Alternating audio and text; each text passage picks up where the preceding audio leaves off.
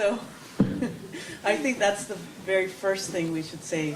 I should say in introducing Tracy Garcia, and that is that she's very much about bringing community together, and I really have enjoyed working with her and working on research and putting that in relationship to community. So my name is Professor Marcia Ochoa. I'm an anthropologist, and I am currently in the Community Studies Department, and next year I will be in Feminist Studies. My work is primarily around the production of femininity among transgender women and beauty pageant contestants in Venezuela. So I do a lot of work on what's called the ethnography of media. And so when Tracy came, I actually first met Tracy when I lectured at her anthropology class. I gave a very long lecture, which I do at times, around the ways that transgender women and the nation of Venezuela negotiate marginality through glamour. And in that is kind of trying to think about the violence of marginality and also the way people survive it and think about surviving it. So when Tracy came interested in doing some work at the beginning of winter quarter with FMP, or at the end of fall quarter, I think it was, yeah. I was happy to help her develop a program that she might work out of her own research, but then I also had this great data set that I wanted to work with somebody on, and so I kind of gave her the option of either one. Hopefully I didn't force you too much into my data set, but sometimes professors will do that.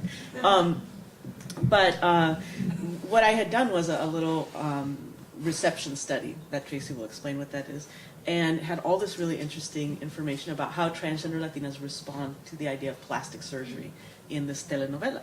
So I was really pleased to work with Tracy as we developed, kind of what ethnography of media is, how we can do this kind of work from Chicano studies and Chicano feminism frameworks, and relate it to migration, sexuality, gender.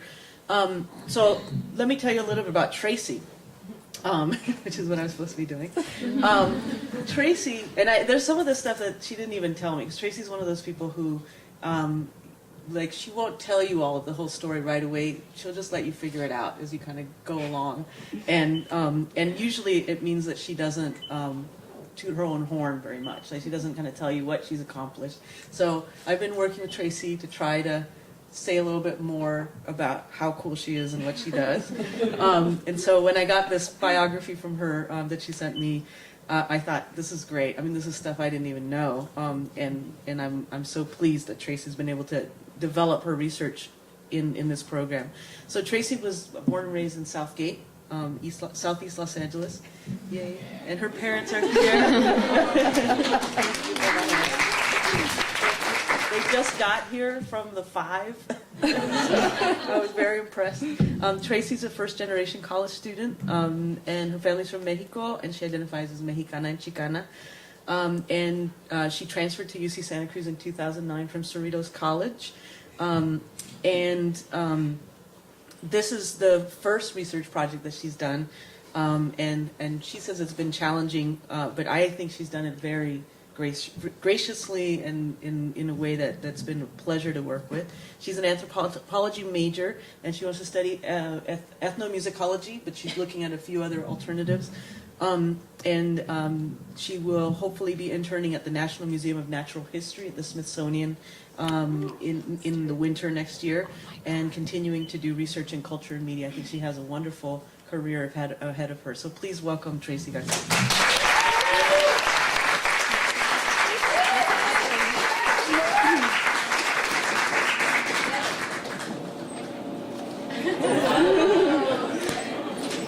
Thank you, Professor Ochoa, for that amazing introduction.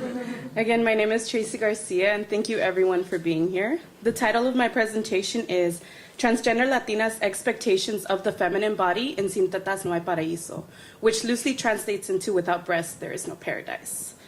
When I first became involved in this project, I was immediately interested in learning more about studying audiences' interactions with telenovelas or soap operas, mainly because I grew up watching these shows and they had a significant impact on my idea of beauty for Latina women. Also, I wanted to understand how transgender Latinas responded to the images of the female body, and whether or not their body image is also affected by these dominant forms of beauty, which obviously do not represent the majority of female viewers.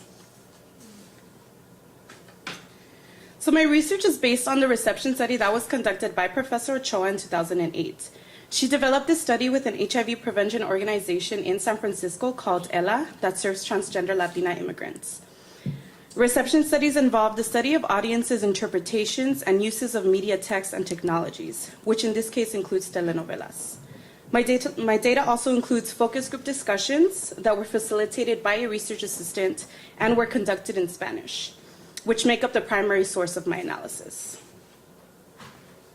When I talk about transgender Latinas or trans Latinas, I'm referring to those individuals who are male to female, M to F, that is, they were born with male bodies and have transitioned or are transitioning into female bodies.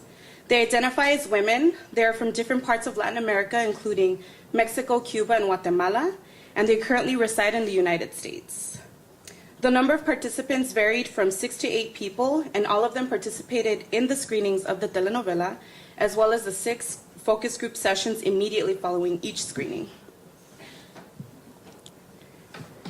The media text that I analyzed for this project is the 2006 Colombian soap opera, Sin Tetas No Hay Paraíso. There have been many adaptations of this. It's not supposed to happen yet. There have been many adaptations of this telenovela, including Mexico's version, Sin Senos No Hay Paraíso. The story centers on 17-year-old Catalina from Pereira, Risaralda in Colombia. Catalina joins her neighborhood friends in the prepago, or the prepaid sex work they do with the Colombian drug traffickers.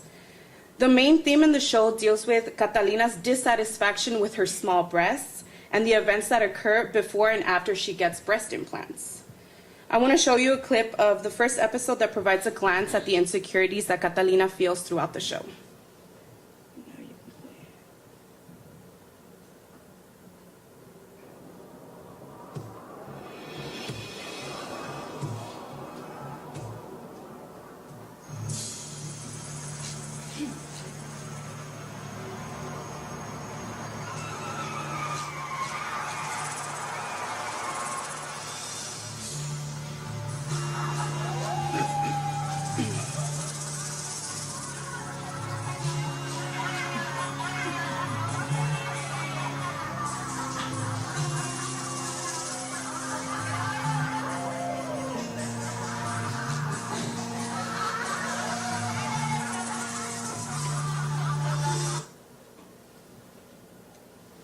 So this telenovela provided an interesting opportunity for the trans Latina participants to discuss feminine body ideals with regard to Catalina's experiences and their own personal experiences with body transitions. I began my research with a textual analysis of the telenovela, which included viewing the show in its entirety and keeping a notebook with my reactions. When I finished the